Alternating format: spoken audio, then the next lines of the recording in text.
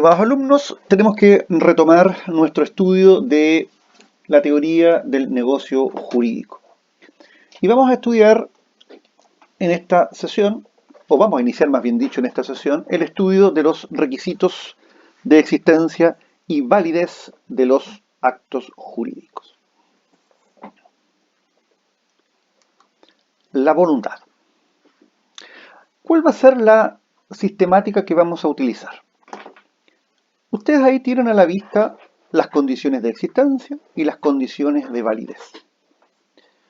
¿Cómo lo vamos a hacer? Vamos a tomar, a partir de lo que dice el artículo 1445 del Código Civil, vamos a tomar estos requisitos. ¿Y cómo lo vamos a hacer? Vamos a partir por la voluntad y la vamos a estudiar desde su mirada de condición de existencia y desde su mirada como condición de validez. Luego, vamos a hacer lo mismo con los requisitos del objeto y de la causa, de existencia y validez. Y cuando llegue el momento oportuno vamos a estudiar las solemnidades como condición de existencia y la capacidad como condición de validez.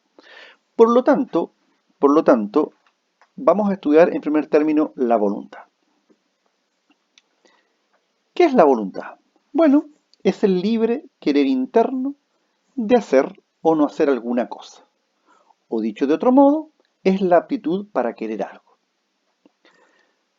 La voluntad en materia de acto jurídico es el requisito básico, sine qua non y esencial. ¿Por qué? Porque sin voluntad los actos jurídicos no nacen a la vida del derecho. Y porque además las partes cuando celebran un acto o contrato buscan producir determinados efectos. Y esos efectos no son otra cosa que la voluntad plasmada, declarada, materializada. Ahora, aquí hay, ustedes tienen a la vista, un conjunto de normas donde de alguna manera es posible sostener que la voluntad tiene la importancia a la cual nosotros le vamos a abocar. Es decir, estamos frente a un conjunto de normas y un conjunto de afirmaciones que en el fondo no hacen otra cosa que reconocer que la voluntad es el requisito más importante para dar vida, para modificar o para extinguir un derecho. Ahora, la voluntad, que es el elemento generador para dar vida a un acto o contrato, nosotros ya lo hemos dicho en varias oportunidades. Tiene como soporte, tiene como base, tiene como lineamiento el principio jurídico conocido como autonomía de la voluntad, libertad contractual. El punto es que este principio de la libertad contractual y la autonomía de la voluntad surgen, como ustedes lo saben y ya lo hemos dicho, a partir de los postulados de la Revolución Francesa y de las normas del Código Civil francés adoptadas por don Andrés Bello al Código Civil chileno.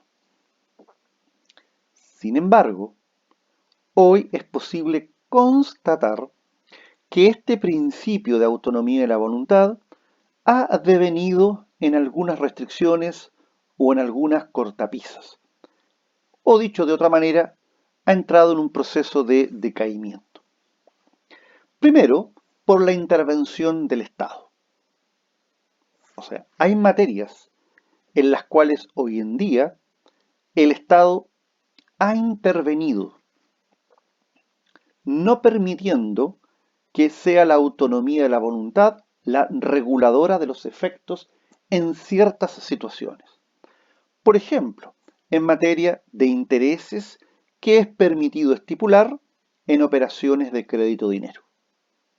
Es decir, el legislador ha debido intervenir a efectos de evitar la consumación, por ejemplo, de un delito de usura.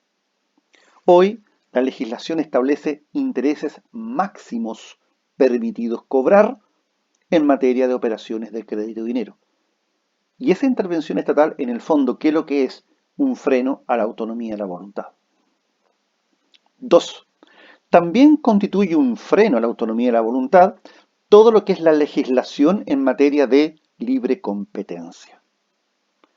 O sea, ustedes sabrán, habrán visto, habrán escuchado, habrán leído toda la problemática en materia de abuso de posición dominante, ciertas colusiones que han traído consigo daños para los usuarios, para los consumidores.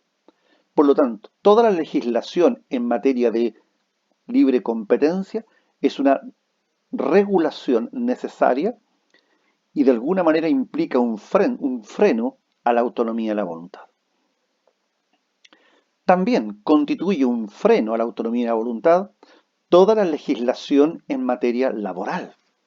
O sea, la legislación laboral establece ciertos derechos irrenunciables.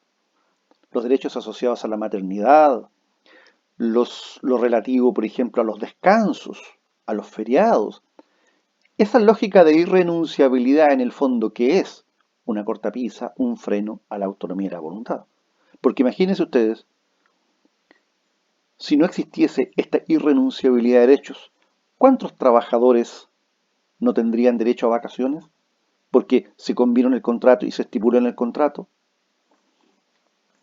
También constituye un freno a este principio de la autonomía de la voluntad los llamados contratos de adhesión, que son aquellos contratos en que una parte predispone a la otra el clausulado del contrato y la otra parte solo puede aceptarlo en bloque o rechazarlo en bloque, sin tener la posibilidad de negociar sus términos y condiciones.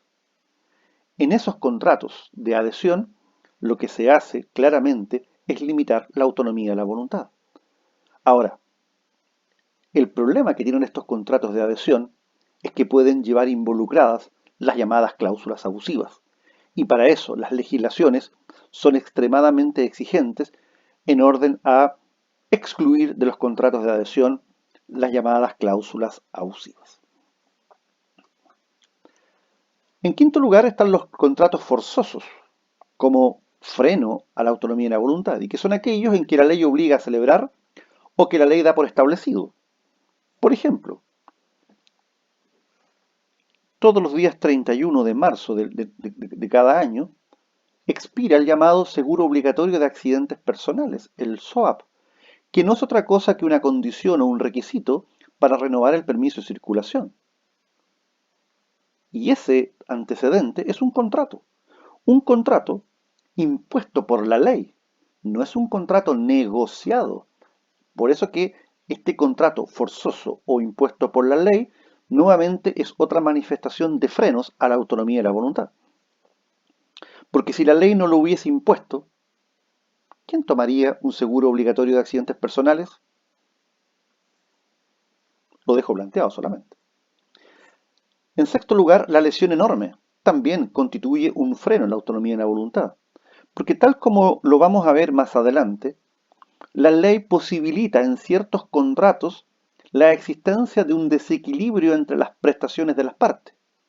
Pero cuando este desequilibrio supera los márgenes legales, decimos que hay una lesión enorme.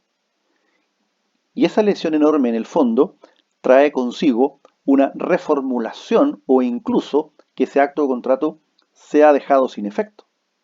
Imagínense ustedes, si no existiese la lesión enorme, podrían consumarse negocios inmobiliarios altamente desfavorables para alguna de las partes. En estos tiempos de crisis y donde lo más probable es que va a haber una repercusión de ella en el ámbito económico, muchas personas en algún minuto van a salir a vender sus propiedades porque van a necesitar hacer caja para hacer frente a otros compromisos. El punto es que si dejamos el precio entregado a la ley de la oferta y la demanda, es posible que mañana haya precios que no se condigan con el valor comercial del bien en un momento determinado. La ley dice, mire, hasta cierto límite, ustedes privados negocien las condiciones del contrato. Pero si mañana superan el margen que yo les permito, eso lo voy a sancionar. Y por lo tanto, ahí tenemos otro freno al principio de la autonomía de la voluntad. En séptimo lugar, la llamada teoría de la imprevisión. Yo he venido durante muchos años abogando por la teoría de la imprevisión sin saber y luchando contra molinos de viento, sin saber si esto algún día, que es interesantísimo el punto de vista teórico, iba a tener o no iba a tener algún día la posibilidad de poner en práctica. Bueno, resulta que el COVID-19 lo más probable es que nos permita poner en práctica una institución jurídica que de un punto de vista teórico era interesante analizarla, pero que todo el mundo decía, hoy no tiene ninguna aplicación práctica. ¿Cuándo opera la teoría de la imprevisión? Y vayan pensando en el COVID-19. Cuando circunstancias posteriores a la celebración del contrato e imprevisibles hagan excesivamente oneroso para una de las partes el cumplimiento fiel del contrato, es posible que el juez o las partes determinen una modificación contractual o incluso dejar sin efecto un contrato. Piensen ustedes hoy en todas las personas que no van a estar en condiciones de pagar las rentas de arrendamiento a consecuencia de no estar generando recursos para ello. Ellos tenían contratos de arrendamiento y pagaban su renta de arrendamiento porque su establecimiento comercial les permitía juntar el dinero para hacer el pago mes a mes de la renta. ¿Qué pasó a consecuencia de las cuarentenas? Cierres de negocio. No hay ventas, no hay colocación de productos, no hay colocación de servicios. El punto es, ¿esto era algo previsible al tiempo en que se celebró el contrato? Absolutamente imprevisible. ¿Cuántas personas sabían de la existencia del coronavirus o el COVID-19 hace 2, 3, 4 años atrás cuando se celebró el contrato? Esto es una materia que viene desencadenándose a finales del año 2019 y principios del año 2020. Entonces, la teoría de la imprevisión en el fondo es otro límite a la autonomía de la voluntad. Pues por autonomía de la voluntad yo debería exigir la renta de arrendamiento aunque el negocio de mi arrendatario esté cerrado y no haya vendido nada en 30 días.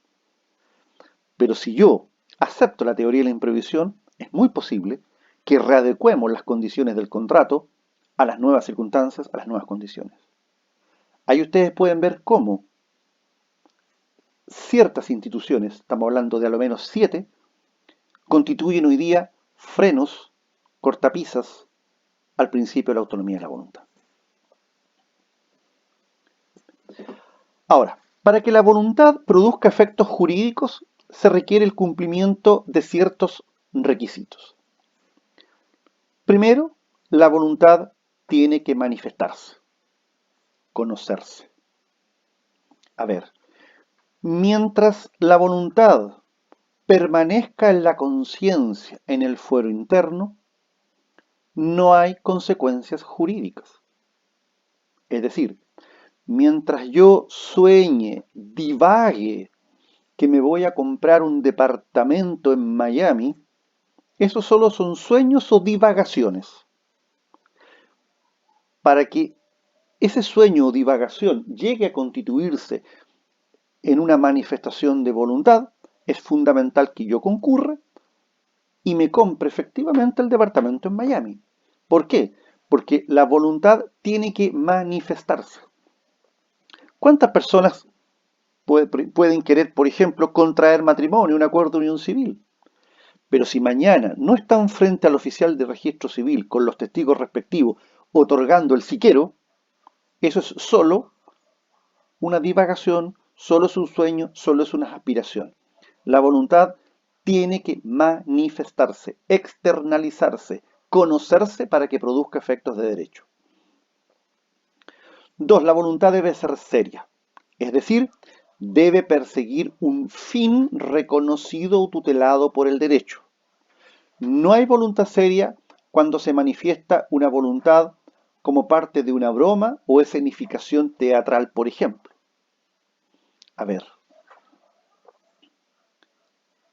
ustedes no se van a imaginar las oportunidades en que ustedes socialmente les van a hacer alguna consulta jurídica.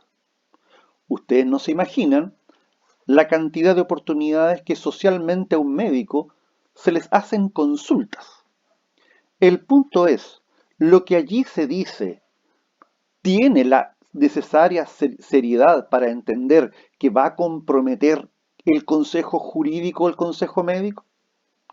Entonces, por lo tanto, imagínense ustedes en una actividad social. Tomaron aperitivo, con la cena quizás tomaron vino y están hoy día están en el bajativo. Y viene una consulta jurídica. ¿Podremos decir mañana que hay responsabilidad profesional producto de lo que allí se dijo o no se dijo? La voluntad tiene que ser seria. Perseguir un fin reconocido, tutelado por el derecho. Imagínense ustedes, se pone a la venta un predio, precio 100 millones. Yo me acerco al comprador y le digo, mire, le compro su campo en 1.000 pesos. ¿Esa voluntad es seria? No es seria, porque no persigue un fin tutelado por el derecho. O sea, eso representa para el vendedor una broma, un chiste. Tercero, la voluntad debe ser real o sincera, lo que quiere decir que el acto celebrado corresponda a la realidad y a lo que efectivamente la persona quiere realizar. Es decir, que haya coincidencia entre lo querido, lo pensado y lo realizado o plasmado. Por lo tanto, la voluntad real se opone a la voluntad simulada, cuando hay discordancia entre lo querido y lo realizado. En cuarto lugar, la voluntad debe estar exenta de vicios, y los vicios de la voluntad son el error, la fuerza y el dolo, y algunos agregan la lesión, como lo vamos a estudiar. Y finalmente, la voluntad debe ser vinculante, es decir, debe generar un vínculo jurídico. Y aquí está nuevamente lo que dije delante. El contexto social puede significar que esa voluntad, aun cuando esté manifestada, no genere efectos jurídicos. Bien, vamos a dejar para la clase siguiente el estudio de la manifestación de la voluntad.